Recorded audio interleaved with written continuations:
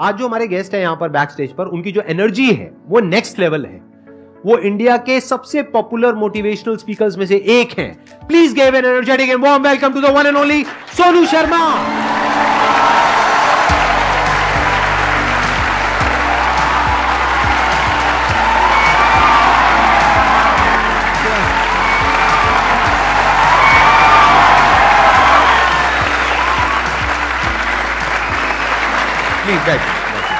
आइए। सबसे पहले तो गुस्सा है इन पे बहुत ज़्यादा। क्या गुस्ताखी हो गई सर? देखो, ऐसा होता है कि आपके जो ऑडियंस है ना, वो आपको बार बार प्रेशराइज कर रहे हैं। आप वहाँ गए, आप वहाँ क्यों नहीं जा रहे? अरे मैंने कहा अच्छी बदमाशी नहीं जाते हम। तो नाक में दम कर दिया लोगों ने आपकी वजह से। आना ही पड़ा। मतलब इतने मैसेज, अब तो 2-3 दिन से तो धमकी वाले भी आ रहे हैं, जाओगे कि नहीं जाओगे।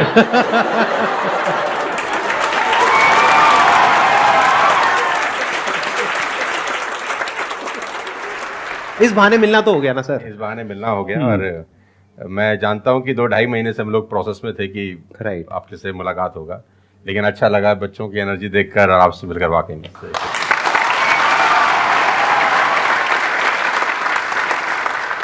अब बताइए कौन है जो इनसे कुछ क्वेश्चंस पूछना चाहते हैं? मेरा क्वेश्चन ये है कि जब आपका लाइफ का एक स्ट्रगलिंग फेज था तो उस टाइम पे आपको गिव अप करने का फीलिंग आया होगा, तो उस फीलिंग को हमें कैसे टैकल करना है या फिर आपने कैसे टैकल किया? देखो, जब आपका वाई बहुत क्लियर होता है ना, तो आप गिव अप कभी भी नहीं करते। कोई भी चीज क्यों करना है, ये सबसे इंपॉर्टेंट रोल प्ले करता है। There is a book by Simon Sinek called learn your why, कि आप कोई भी काम क्यों कर रहे हैं, है ना। तो अगर आप उस किताब को पढ़ेंगे ना, तो आपको बहुत सारी चीजें सीखने को मिलेंगी। वाई बहुत इंपॉर्टेंट है। मतलब अगर आपका वाई क्लियर है ना, तो कोई भी ऑब्स्टिकल गिराने के बाद, आप गिरने के बाद, नीचे गिरने के बाद आप अपने आप उठ खड़े हो जाते हैं। तो वाई स्ट्रांग होना चाहिए, और वही लोग उठने ही खड़े होते हैं जिनका वाई स्ट्रांग नहीं है।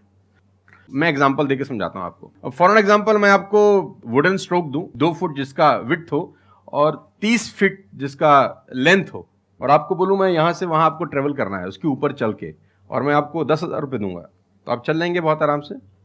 आप सवाल को ट्विस्ट करते हैं। अब उसी फट्टे को मैं 100 माले की 2 बिल्डिंग के बीच में लगा दूं, अब आप चलेंगे? लेकिन मैं अगर आपको अभी भी चलवा दूं तो आप अभी भी चलेंगे। अगर आपको पता हो कि दूसरी बिल्डिंग में आपकी बेटी है और उस बिल्डिंग में आग लग गई है, और मैं आपको 1 रुपया भी नहीं दूंगा, फिर भी आप चलेंगे? बिकॉज आपका वाई क्लियर है। जब आपका वाई क्लियर होता है ना, तो कोई भी ऑब्स्टिकल, कोई भी गिरावट आपको कभी रोक नहीं सकती। लेकिन जब वाई क्लियर नहीं होता, तो छोटी से छोटी ऑब्स्टिकल भी आपको वापस ले जाती है जहां से आपने जर्नी स्टार्ट किया होता है। वाई इंपॉर्टेंट है। आप सबसे मेरा एक क्वेश्चन है, आप कैसे बनना चाहते हो? जैसे एक होता है कि जरा सा भी कोई थोड़ी सी भी प्रॉब्लम आई तो रोने लग गए, परेशान हो गए।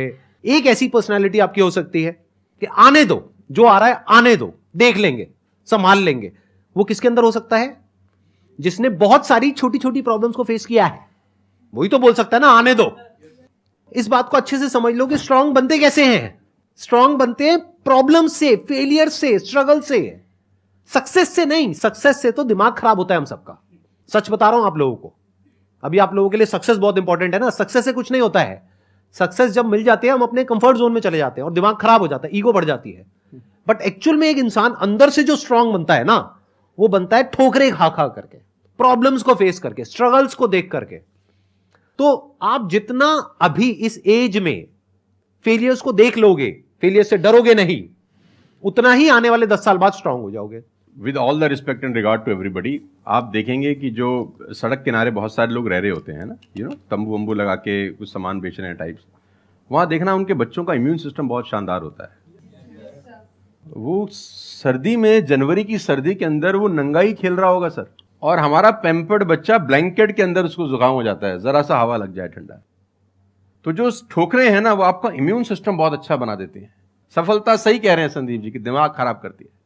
तो ये जो 5-6 साल हैं, फ्रॉम 14 to 20 और 22, यहां तो आदमी की रगड़म पट्टी होनी चाहिए दबा के। मतलब उसके तो खून के आंसू आ जाने चाहिए कि जिंदगी में भगवान ने मुझे क्या दिया है। सही कह रहे हैं, बिल्कुल सही कह रहे हैं। बता रहा हूं अपना।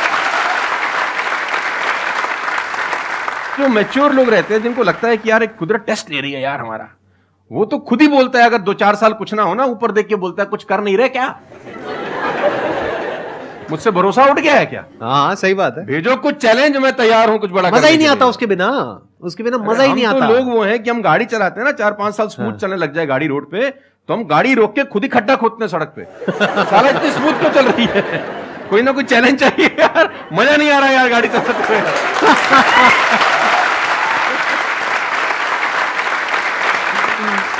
तो चैलेंजेस आपका इम्यून सिस्टम बहुत अच्छा करती हैं, और मेरे हिसाब से 14 और 20 साल का जो एज है, इसमें तो खूब पिटाई होनी चाहिए आदमी की, खूब रगड़ा पट्टी होनी चाहिए, ताकि उसका इम्यूनिटी एक बार अच्छी हो जाए, बाकी का उसका जो 60-70 साल का जिंदगी है ना, वो लोहा हो जाता है। आपको खुद पे भरोसा रखना बहुत जरूरी है। दुनिया तो नहीं करेगी, ये तय है, दुनिया तो चड्डे में बम लगाएगी आपके। हाँ, तकलीफ ये नहीं है कि चड्डे में बम लगाएगी, तकलीफ ये है कि रिमोट भी अपने हाथ में रखेगी जब मन करे। हाँ, जब मन करेगी ठास। सही दुनिया बात पे है। भरोसा नहीं करेगी, ये तय है। लेकिन अगर आपने भी भरोसा नहीं किया अपने ऊपर, तो मुझे लगता नहीं है कि वो ऊपर जाएंगे तो वो खुश होगा। वो कहेगा मैंने क्या बना के भेजा था यार, तुमने साला खुद पे ट्रस्ट नहीं किया यार। मेरा ये मानना है कि आदमी पहाड़ की चोटी से गिर जाए ना, वापस खड़ा हो जाता है। ऊंट से गिर के भी खड़ा हो सकता है, लेकिन अपनी नजर में गिर जाए ना, फिर आदमी खड़ा नहीं होता कभी। हमारे को अपनी नजर में खड़ा होना है। मेरा एक क्वेश्चन है आपसे, ये जो आप अपने वीडियोस में बार बार साला साला बोलते हो, तो आपका साला एक्चुअल में है या नहीं है? नहीं, बिल्कुल है, हष्ट-पुष्ट है। कहते ना सारी खुदाई एक तरफ। एक्चुअली मैं उसको याद करता हूँ, लोग कुछ और वही में क्या आजकल का जो दौर है ना, जो मुझे कई बार लोग बोलते हैं आप साला मत बोला करिए, लेकिन साला बोलने से जो वजन बढ़ता है ना बात में, वो कुछ और शब्द उसको भरपाई नहीं कर पाता। वो उसकी भरपाई नहीं हो पाती। और कभी कभी जैसा लोग मुझे बोलते हैं मत यूज करो, ये वो आदमी है जो नेटफ्लिक्स देख रहा है और न जाने क्या क्या देख रहा है और क्या क्या सुन रहा है, लेकिन उसको मेरे से पंगा है थोड़ा सा। हर आदमी रहता है ना कि इस देश में हर आदमी से खुश हो सकता है क्या? If everybody likes you have a serious problem, है ना? अगर दुनिया में सब आपको पसंद करते हैं तो आप में कोई प्रॉब्लम है, फिर आपने कोई समझौते ही किए हैं जीवन के अंदर। हाँ। तो मैं वो जानबूझ के बोलता हूं, क्योंकि उसका जो वजन है ना यार, मैं और बोलना चाहता हूं और भी कुछ लेकिन रोक लेते हो।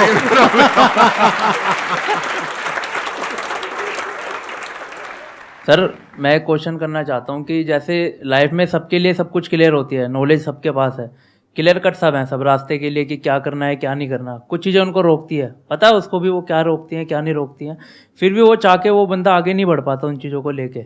एक नेगेटिविटी उसको रोकती है और उसकी सराउंडिंग उसको रोकती है, मैटर करता है, उसको सब पता है करना क्या है, फिर भी वो रुकता है। सर इसके लिए कोई ऐसा आंसर दो, आज तक किसी ने दिया ना और क्लियर कट हो। भगवान कृष्ण पांडवों के तरफ से गए 5 गांव मांगने हस्तिनापुर, शांति प्रस्ताव लेके गए कि 5 गांव आप पांडवों को दे दो, बड़े संतोषी हैं, वो लड़ाई वड़ाई नहीं करेंगे और पूरी महाभारत टल जाएगी, खत्म, कोई दिक्कत नहीं है। तो दुर्योधन ने बोला कि सुई के नोक बराबर भी जमीन नहीं दूंगा। तो भगवान कृष्ण दुर्योधन से बोलते हैं ये धर्म है? उसने बोला मैं जानता हूं धर्म है। उसने बोला करता क्यों है? बोला पता नहीं ऐसी कोई शक्ति है जो मुझसे करवाती है। ऐसा होता ही नहीं है कि गलत करने वाले को अरे मुझे तो पता ही नहीं था चोरी करना पाप है, नहीं तो मैं करता ही नहीं यार। पता होता है। वो कहता पता नहीं ऐसी कौन सी शक्ति है जो मुझसे गलत कराने को मजबूर करती है और मैं करता जाता हूं। कुत्ता रहता है ना, जो कुत्ता, उससे परफेक्ट एग्जाम्पल नहीं है। कुत्ता अगर रोटी चुरा के कहीं से भागेगा ना, आप ध्यान दीजिए, गौर करिए, कहीं से चुरा के भागे तो वो 3 गली दूर जाएगा, चोरी से खाएगा कि कोई देख तो नहीं रहा, चुरा के लाया है। और अगर मालिक उसको अगर परोसता है, ध्यान से देखना, वो पहले पूंछ उठाएगा, 2 हाथ ऊपर के करेगा, थैंक्स बोलेगा, शुक्रिया अदा करेगा, और जहां परोसी होगी वहीं बैठ के खाएगा। कुत्ते को भी पता है ये ईमानदारी की रोटी है और उस कुत्ते को पता है कि साला बेईमानी की रोटी है, वो 3 गली दूर जाके खाता है। कुत्ते को भी पता होता है क्या सही है क्या गलत है, तो इंसानों को कैसे नहीं पता हो सकता है? सबको पता होता है कि क्या सही होता है और क्या गलत होता है। बहुत बढ़िया। फिर भी लोग करते हैं। ऐसा हो नहीं सकता। Cigarette smoking is injurious to health, everybody knows ना। अब वो 40 साल तक साला चेन स्मोकिंग कर रहा है और उसके फेफड़े खराब हो गए, डॉक्टर ने बोला भाई तेरी वारंटी खत्म है, तू विल शील लिख ले, तू जाने की तैयारी कर ले। और ये डॉक्टर साहब को अगर इनोसेंटली बोल रहे, डॉक्टर साहब मुझे पता होता, भगवान कसम मैं पीता ही नहीं, बोल सकता है ऐसे? नो, उसको पता था। पता होने से कुछ नहीं होता। मैं अपनी ट्रेनिंग में बोलता हूं execution is the most powerful thing. आपको सब पता है, सुबह सैर करने से सेहत अच्छी रहती है, हर किसी को पता होता है। गरीब भी कर सकता है, अमीर भी कर सकता है, चप्पल है तो भी कर सकता है, नाइकी का जूता वाला भी कर सकता है, लेकिन फिर भी नहीं करता ना। पता होने से क्या होता है? कुछ नहीं होता। Execution is important. यहां पर मैं थोड़ा सा ऐड करूंगा इनकी बात में। अब इस प्रॉब्लम को सोल्यूशन क्या है? जैसे फॉर एग्जांपल, एक बार आपको सिगरेट की लत लग गई, तब अगर आप एक क्वेश्चन पूछोगे तो आपके लिए सिगरेट को छोड़ना, अगर मानो आपको 10 साल हो गए सिगरेट पीते हुए, अब एकदम से सिगरेट को छोड़ना बहुत ही मुश्किल है। मैं बोलता हूं आसान है, लेकिन इतना आसान नहीं है, क्योंकि बायोलॉजिकली आपकी जो ब्रेन है वो मांगेगी उस चीज को। अब सिर्फ साइकोलॉजिकली आप क्रेव नहीं कर रहे सिगरेट के लिए, बायोलॉजिकली भी वो क्रेविंग उठेगी अंदर से। जैसे भूख लगती है, प्यास लगती है, वैसे ही निकोटिन मांगेगी आपकी जो ब्रेन है। तो इसका सोल्यूशन क्या है? जब भी कोई गलत काम करने की शुरुआत कर रहे हो, आपको पता है कि वो सही है गलत है, तभी आपने क्वेश्चन पूछा, आपको पता है कि मैं यहां पर गड़बड़ कर रहा हूं। अब वो गड़बड़ क्या हो सकती है? टाइम खराब कर रहा हूं। एक बार आदत पड़ गई टाइम खराब करने की, उसके बाद बहुत मुश्किल हो जाएगा उसको छोड़ना। बहुत लेकिन अगर शुरुआत हो रही है टाइम खराब करने वही की, रोक लिया, वही रोक लिया, पहली सिगरेट पे आप रुक गए, तो बच जाओगे। मैं आपको संदीप जी को ऐड करता हूं। ये बिल्कुल फैंटास्टिक बात बोली इन्होंने, बहुत जबरदस्त बात बोली। एक गुरु और एक चेला कहीं से ट्रेवल कर रहे थे, राइट? कोई जंगल टाइप जगह थी, तो गुरु ने बोला इसको उखाड़ दो। क्या उखाड़ दो? वो छोटा सा पौधा सा लगा था, इतना सा उंगली जितना बाहर आया था। तो बच्चे ने बोला कौन सी बात है, खट से उखाड़ दिया। हाँ। थोड़ा सा और आगे गए तो 2-2.5 फुट का एक छोटा सा पेड़ था। गुरु ने बोला इसको उखाड़ दे। उसने थोड़ा सा जोर लगाया, वो भी उखाड़ दिया। फिर 4-5 फुट लंबा पेड़ था। गुरु ने बोला अब इसको उखाड़ दे। थोड़ी सी उसको मेहनत लग रही, लेकिन उसने फाइनली उसको भी रिमूव कर दिया। अब एक बरगद का पेड़ था करीब करीब 20 फीट ऊंचा। गुरु ने बोला अब इसको उखाड़। बोला महाराज कैसी बातें करते हुए, कैसे उखड़ेगा? बोला यही सिखाना चाह रहा था कि एक बार जड़ें गहरी हो जाए ना, तो उसको उखाड़ना बहुत मुश्किल होता है।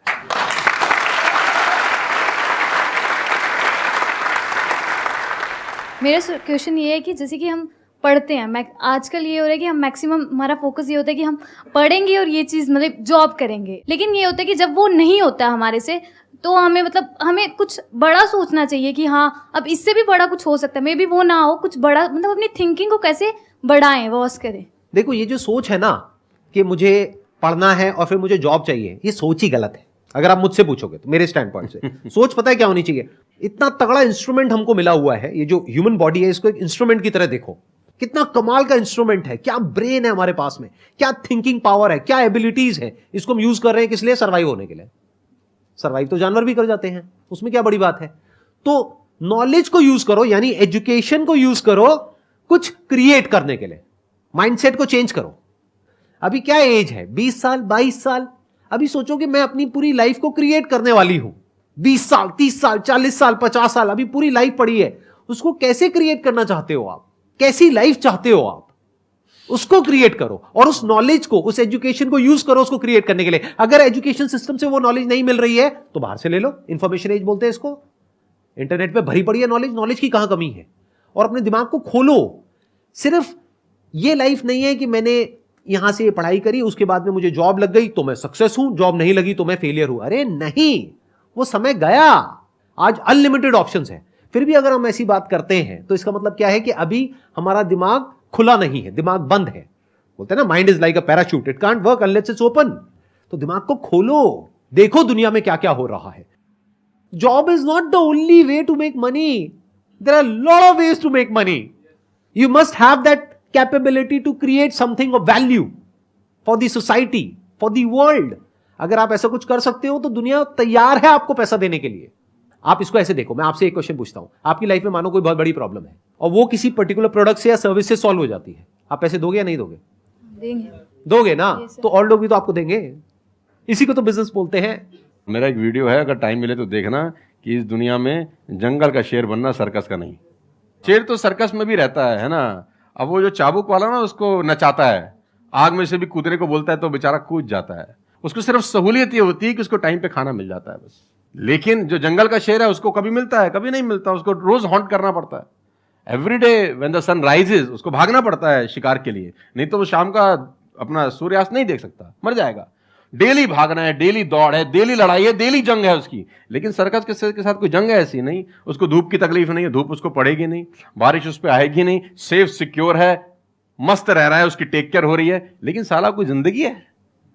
बच्चे भी पूंछ पे हाथ लगा के चले जाते हैं जब पूंछ बाहर घूम रही होती है। अब यही पिंजरा हटा दो, अब बच्चे को बोला हाथ लगाइयो, है ना? तो जिंदगी में बनना, तो जंगल का शेर बनना, चैलेंजेस होने चाहिए। आराम से 2 टाइम का खाना मिल जाएगा, वो तो सर्कस वाली कहानी है, मुझे सूट नहीं करती। जंगल में रहे, खाना मिलेगा नहीं मिलेगा लेकिन शान से जिएंगे। 100 साल की नालायक जिंदगी से 30 साल की साले शानदार जिंदगी ज्यादा अच्छी है।